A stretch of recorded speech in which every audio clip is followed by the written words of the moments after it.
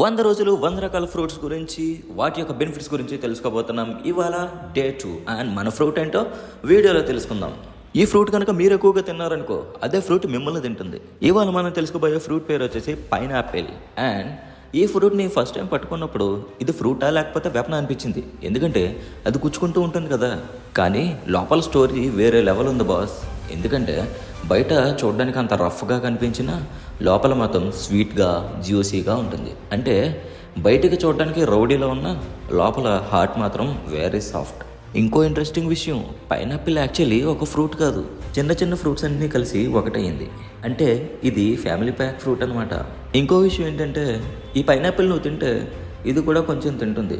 అవును బాస్, ఈ పైనాపిల్లో బ్రోమెలైన్ అనే ఒక ఎంజైమ్ ఉంటుంది. ఆ ఎంజైమ్ వల్ల మన ఈ ఫ్రూట్ తిన్నప్పుడు మన టంగ్ కొంచెం ఇరిటేషన్ వస్తుంది. అంటే ఫ్రూట్స్ కూడా రెవెన్స్ తీర్చుకుంటాయి అనమాట. ఇప్పుడు హెల్త్ బెనిఫిట్స్ చూద్దాం. పైనాపిల్లో విటమిన్ సి అనేది చాలా ఫుల్గా ఉంటుంది.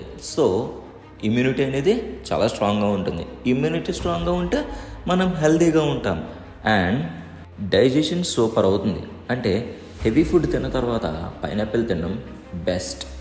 వెయిట్ లాస్కి హెల్ప్ అవుతుంది. అంటే good news for gym bros, ఎందుకంటే ఇది బాడీ ఇన్ఫ్లమేషన్ తగ్గిస్తుంది. That means pineapple is equal to taste plus health combo offer. కానీ ఒక స్మాల్ వార్నింగ్, పైనాపిల్ ఎక్కువగా తింటే మన మౌత్ అనేది బర్నింగ్ సెన్సేషన్ వస్తుంది. సో పైనాపిల్ కూడా ఓవర్ యాక్షన్ చేసామనుకో అది కూడా కౌంటర్ ఇస్తుంది. సో బయట రఫ్గా లోపల స్వీట్గా కనిపించే ఫ్రూట్ పైనాపిల్. Day 2 completed. మీ ఫేవరెట్ ఫ్రూట్ ఏంటో కమెంట్ చేయండి. డే 3లో మరొక కొత్త ఫ్రూట్తో మరికొన్ని బెనిఫిట్స్తో మళ్ళీ కలుద్దాం. Thank you for watching. Don't forget to subscribe.